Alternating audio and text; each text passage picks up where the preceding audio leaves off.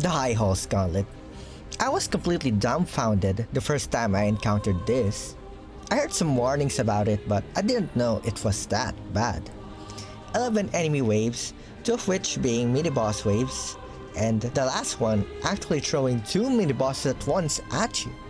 It felt absurd. I already didn't particularly like gauntlets in the first place, and this felt like next level compared to them. I spent an hour of frustration against it before backing off. And yet, when I came back with a double jump and an extra needle upgrade, I beat it without much issue. And at that moment, I felt a huge surge of dopamine, much more than even compared to beating tough bosses.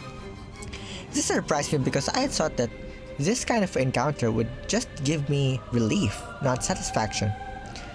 This feeling was then reignited when I beat the Hiles again on my second playthrough, going for the speedrun achievement. This made me start reflecting about how I could feel satisfaction on an encounter that before I would just deem as simple enemy spam. And I want to talk about the conclusions that I've reached. Getting started, I think the biggest thing is to shift your perspective and not immediately write off gauntlets as enemy spam. Well, not all of them at least. That's because gauntlets do test a different set of skills compared to boss fights. A well-designed boss is a duel that tests your reflexes and pattern memorization. Meanwhile, gauntlets tests things such as threat prioritization, adaptability, crowd control, proper positioning. This is more apparent on the High Halls Gauntlet. Because of its length, you have to take it seriously. You need to know each enemy, their moves, their importance in each encounter. In a single wave, which one are most important to kill first?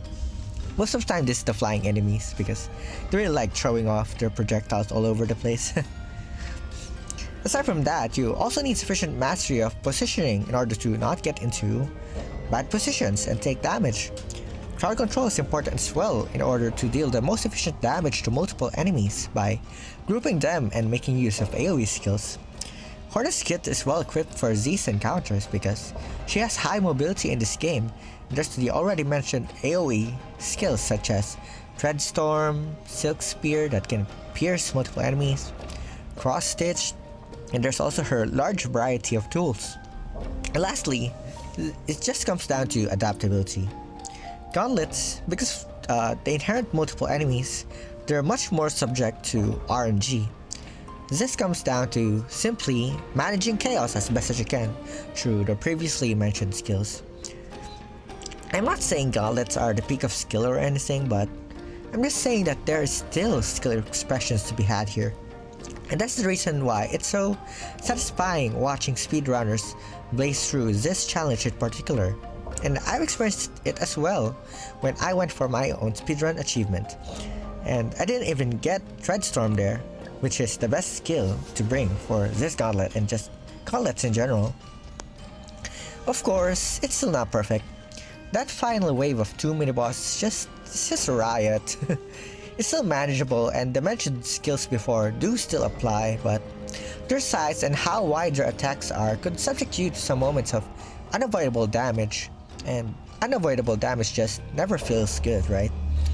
But I still like this gauntlet as a whole, and I still think it can give you a sense of satisfaction if you can meet it halfway. So what leads players to have such a bad experience for this gauntlet? For me, the biggest thing here is that it's in the mandatory path in the first place, but maybe an even bigger problem with that is the lack of communication for just how difficult this gauntlet is when you first encounter it. You kinda just have to try and progress through each wave, thinking that surely this is already the last wave, right? And there's also no hard requirements for this gauntlet either, except for the claw line that you need to access the high halls in the first place.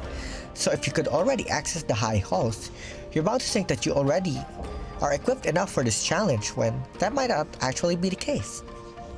I think it would have done wonders if there was just an NPC warning you of the difficulty before the gauntlet itself. I know Metroidvanias love not giving their players directions, but a simple hint with a simple dialogue of, "Hey, there's a lot of enemies in here. You might want to prepare more thoroughly." It would have helped in preventing frustration. Even if a player chooses to bash their head against the wall, it's more of their choice, and if it gets too hard, they might back off quicker and heed the advice of the NPC. They already kind of did this with the crawl location in Greymoor, where Chakra warns you that it's a harder place, and our actual objective might have been in the other direction. I think something like that would have gone a long way here. In any case, this wraps up my thoughts about the High Halls Gauntlet. It's not perfect, but I think more people can enjoy it too if they simply open their perspective to the challenge it presents. And of course, if you still don't prefer this method of difficulty, that's totally fair. After all, even I prefer boss fights over gauntlets, but I think this simply opened my eyes to the fact that gauntlets do have a place in this game. I still do think there's too many of them though, and there honestly shouldn't be gauntlets before bosses, but that's another discussion.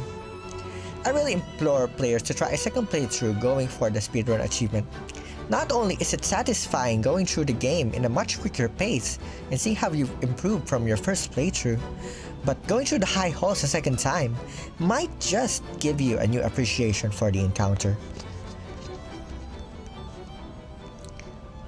Alright, just one last thing before we go. I'm about to touch on some Act 3 content here, so if you're not there yet and want to avoid spoilers, this is your cue. Thank you for watching.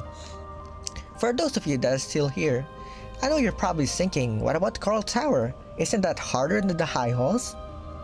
And you're right, it's a notorious roadblock for many, and it's also kind of in the critical path. But if you really hate it, here's a little hint. It's technically not mandatory. There's a fourth major objective you can complete that lets you bypass one of the other three. As for my own experience with it though, I actually had an easier time in Coral Tower than in the High Halls. I just think that by the time I reached it, I was much more powerful and comfortable with Hornet's abilities. The first two arenas took a few tries, but after that, I did the third, fourth, and the boss first try practically. And I know that's just my experience. I've read others getting stuck there for hours, so maybe I just got lucky. But I've read others like me as well, so it might have just come down to which players get more comfortable with Hornet's skillset. I will have to see for myself a second time though, as I do plan to go for 100% under 30 hours achievement as well. Anyways, I just wanted to address that one since, for most people, that's probably harder than the High Halls. But that's all for real this time. Thank you again for watching.